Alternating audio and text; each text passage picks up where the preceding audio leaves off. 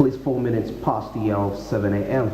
And today is the 31st of August, and we finally hit up the month till, of course, it's the end of the month, and we're heading into a new month. I hope there have been quite a number of prospects that you've been able to work through to ensure that you make yourself a better person in terms of adding personality to yourself and also your business profitability. Good morning, and I welcome you to Smart Means Business. And at this very time, we go through the news recap, where we go through the previous day's news stories, the top stories that's in the world of business. And we are going to start with the women that's in South Africa, as Uganda's National Chamber of Commerce and Industry, in partnership with the United Nations, that's the development program, has commemorated the South African Women's Month at Kampala, that's Serena Hotel.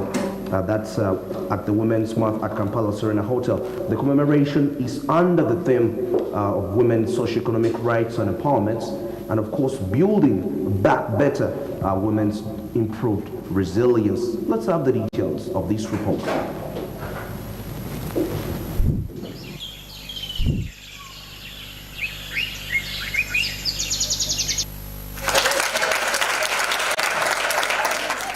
To celebrate South Africa's Women's Month. The 9th of August is a month that South Africa celebrates to promote women's empowerment, recognize women who have pushed for the rights. While addressing women, Honorable Betty Amongi, the Minister for Gender, Labour and Social Development, says that 52% of women are still living in poverty, which makes them economically dependent.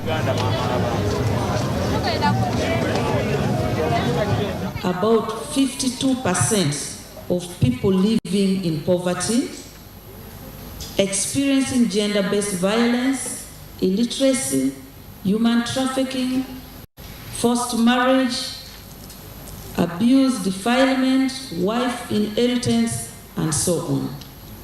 We still have this, the disproportionate effect of poverty on women makes women still remain economically dependent and makes it difficult for them to make choices and to make decisions.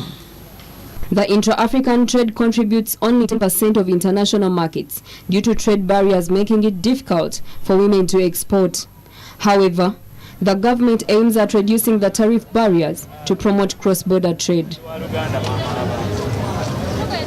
Equality, women's empowerment, and how to promote cross-border trade through establishment of this structure is well catered for.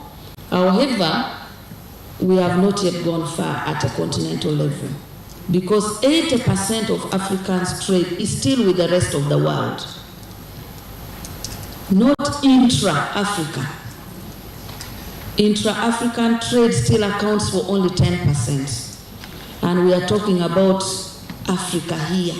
We are talking about how do I get such a beautiful attire from South Africa? How do I get my maize from here to Kenya? So these trade barriers within Africa is making most of the women, because women most likely will find it difficult to export in a further market than markets which are nearby. Tariffs are most commonly in the region. When you go abroad, you know, for them they don't. Once you have invitation, you have the quality product, you don't have a problem. But crossing the region is very, very difficult from here to Tanzania, to Nairobi. Though there is a bit of improvement after we have completed the road, but still there is a road. Africa Free Trade Continental Area Agreement. As you know, a number of African countries have signed off to the AfCFTA, which is the largest free trade area, 1.3 billion people. And what are we saying? What we are saying is that we can trade amongst ourselves because we only trade 16.6% amongst ourselves as Africans.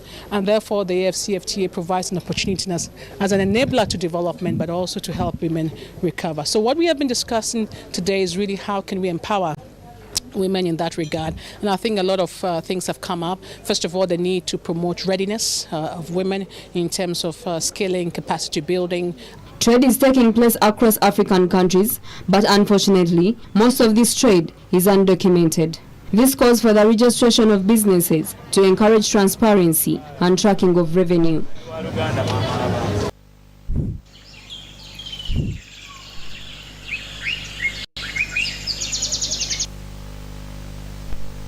Of the South African Women Month under the theme Building Back Better for Improved Resilience by the Women. And of course, we're talking about gender balanced development in terms of women participating into the economic activities to find that they can make themselves better, to make better investments, and also contributing to the economy of Uganda. And now let's cross over to the migrant, that's workers and labor suspension. And here we are talking about employment in the foreign countries, most especially the Arab countries. Of course, according to the report, we know that employment creation is central to the national and socio-economic development that's of any country. It is the core of transformation of Uganda from that poor agrarian economy to a modern, prosperous, and skilled society. However, almost 70% of the youth are unemployed, which calls for seeking more opportunities in the Arabian countries. Let's have the details.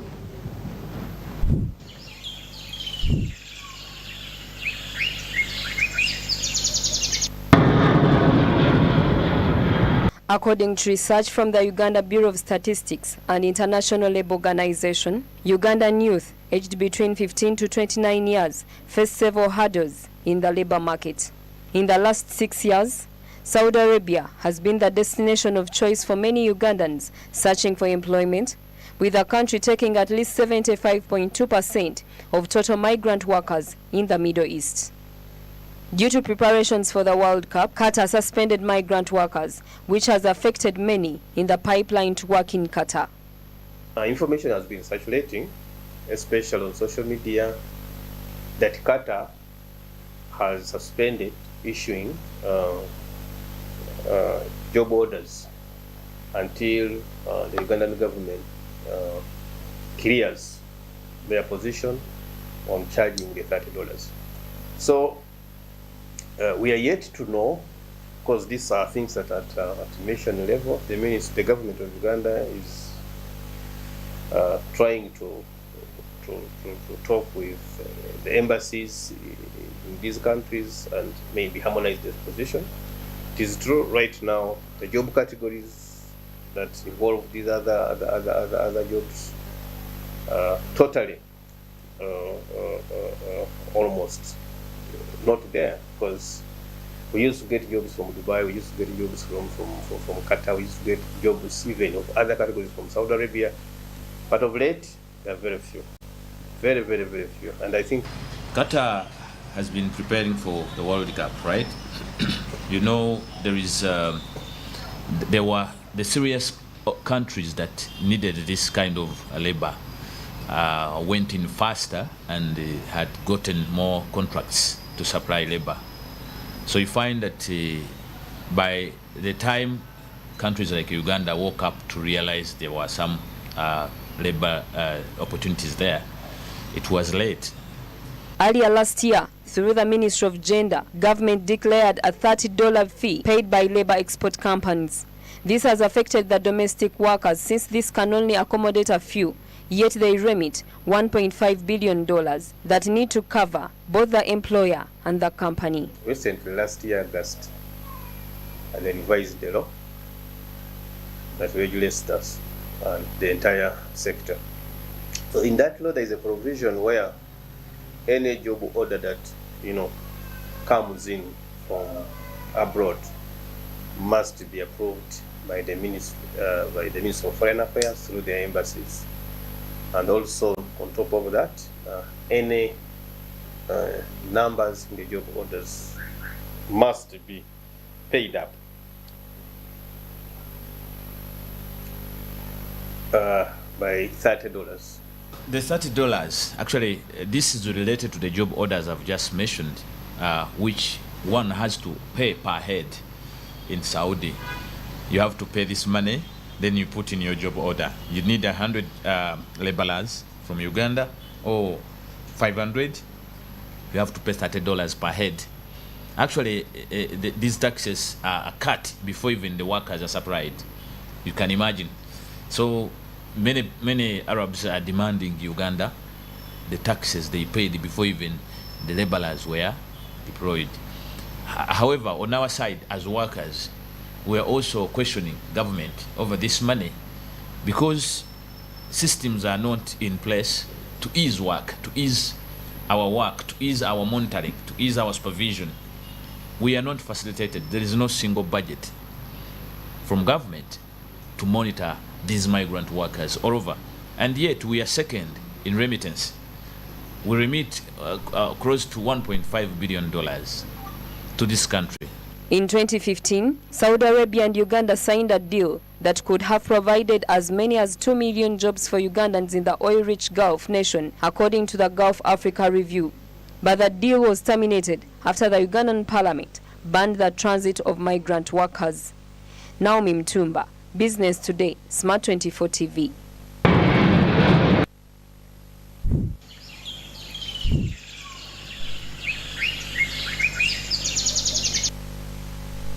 About 70% of the population in Uganda is made up of the youth, and majority of these people are not employed. And of course that influences them to go on to other countries to go look for better jobs, a better pay, and also of course a better livelihood. But above all, despite the fact that they go to seek for more employment and income, it's very important to also get the ideologies of development that are imported, that can't be gotten from those countries, and they come back to practice those ideologies to ensure that they contribute to the country's economic growth and development. And now let's cross over to the parish development model. As the parishioners say, 25 million is a joke. And of course, following the Ministry of Finance, Planning and Economic Development, the disbursement of 25 million per parish in the first quarter, that's this financial year, doubt has been cast on the value of the amount to the urban setting, as Kampala holds about 99 parishes. And of course, the parish leaders say the 25 million is a joke. Let's have the details.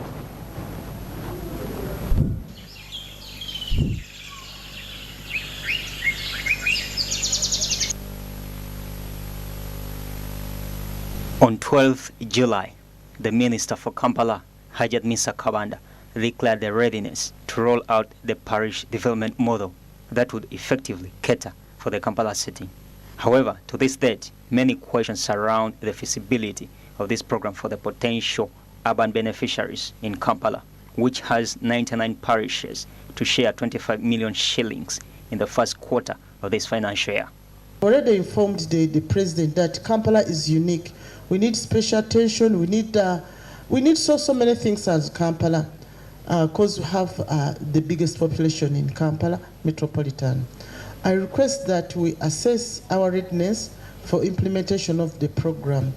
You bear in mind issues I have raised, the issues I have raised here, and see whether your sensitization has taken care of those issues.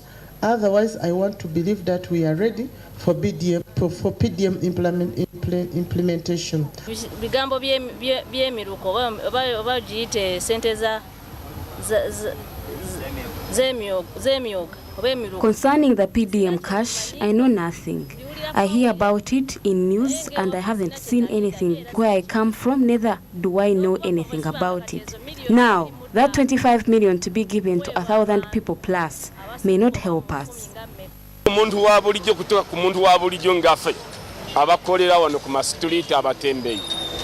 the money to reach the common people like us, we street vendors, it won't reach us.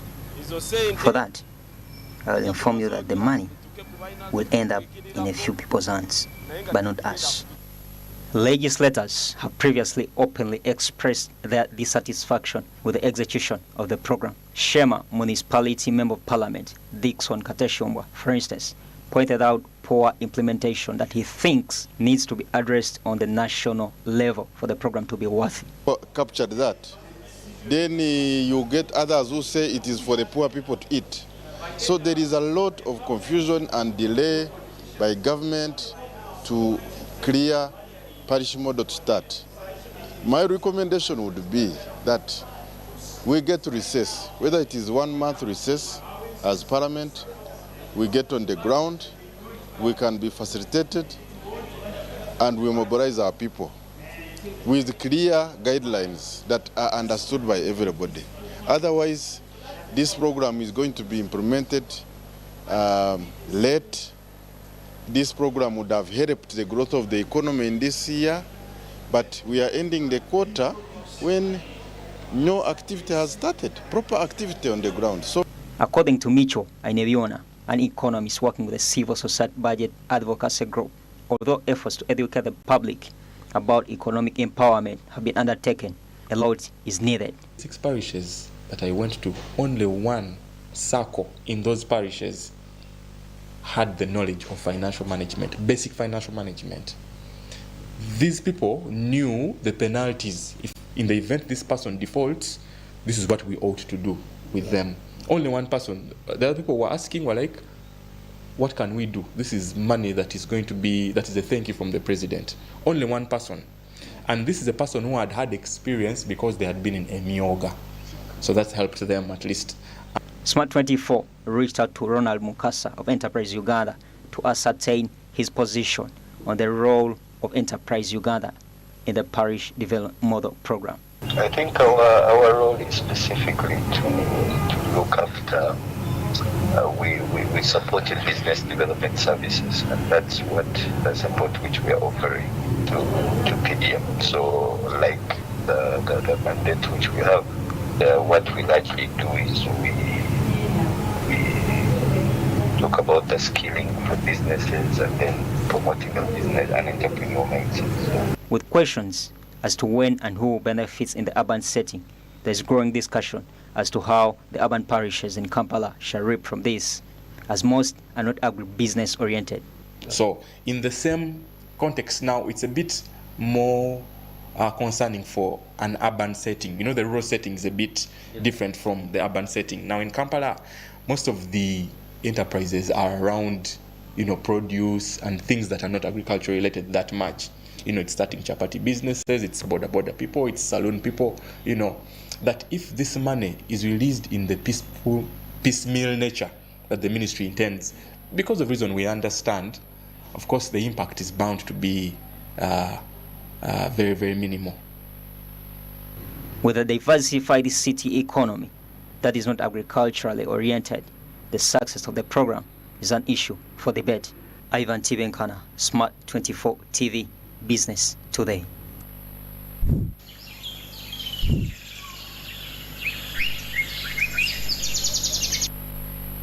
That's regarding the parish development model. That's parishioners. Let me say that 25 million is a joke. It's not enough. And as of Kampala, that holds about 99 parishes, it becomes a little bit tricky and expensive to sustain. As you know, urban centers, the setting is always quite unique. Everything is expensive, from the things that are used to put up the development into those areas. And let's wind up the recap with Total Energies AP. That's all-inclusive economic empowerment, as in a bid to sustain inclusive and economic empowerment to affect the persons that's in the Tilenga that affected, the people that were affected by the Tilenga oil project. Total Energies has provided that startup kits to about 104 PAPs to set up income generating activities into that area. Let's have the report.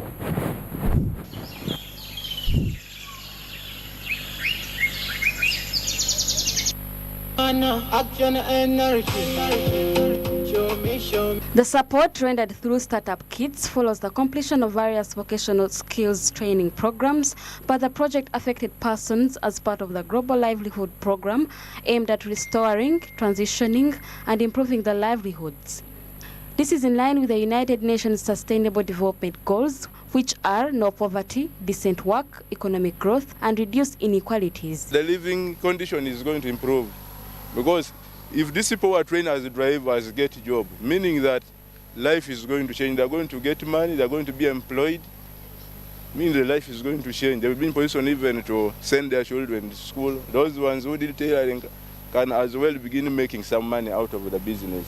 To get our tools, our kit, Roughly, I can say they can prove us the way.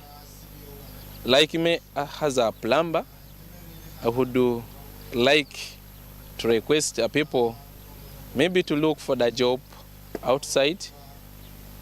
Not only a Total give us a job, not only a company give us a job, even outside we are looking for that job. However, the main issue is the feasibility of these startup kits, especially in a community like Bulisa, where people's financial literacy is not certain. The Deputy General Manager of Total Energies Uganda was responsive to this. So what we are going to do, we have what we call community liaison officers who are responsible for these project affected persons. We have mapped all our project affected persons. We know where they are located, and we have dedicated teams that are responsible for checking on them and engaging them and following up to see how they are coping with the skills and the startup kits they've been given. Our role is to ensure, as other DCs and other leaders, to ensure that this oil industry succeeds. And we want to assure you, we are to meet together with our leaders. We shall support the industry so that the Ugandans can benefit from the results of this oil industry. While officiating the event, Honorable Nora Nyandoha advised the project-affected persons receiving the startup kits to work harder and contribute to the national economy, improve their lives and transform the communities in their areas of operation. Sure that they get more enhancement in their training. It does no harm in the future even to say, can we go for an upgrade of whatever we have been able to attain? For example, in-service kind of training. And this, as leaders and as a community, can be able to do what? To plan for them. So it is important for them that they keep abreast of whatever is happening. And another thing, they need to present themselves properly. Yeah, because for example, if you're here in Kisomere and you said there are no opportunities for your service, for example, in catering, just position yourself, for example, in the town council, either in Wanseko or in Biso, where there's availability of services. Total Energies contracted Future Options Consulting Limited to provide business management and financial capacity services, vocational training, vulnerable group support, and employment leakages, monitoring and evaluation services to the 104 project-affected persons in Bulisa district. Rona Nahabwe, Business Today, Smart 24 TV.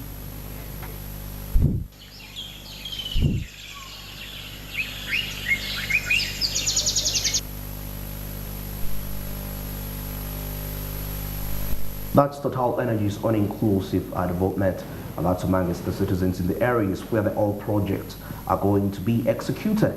And we've come to the end of the recap, and if you just joined us, just to highlight the United Nations Development Program in partnership with the Uganda National Chamber of Commerce commemorates the South African, that's Women's Month at Serena. We also looked at the migrant workers and labor suspension, as majority of the youth, which contribute the biggest percentage to the nation's population, are seeking opportunities into the Arab countries. Then we came down to the parishioners saying that 25 million is a joke. And we winded it up with the Total Energies, of course, inclusivity on development into those areas where the oil project will be executed. Abinanju Barije, Jerome Paul Sonko is right here to take you through Smart Means Business. See you on SMB on ground. Good morning.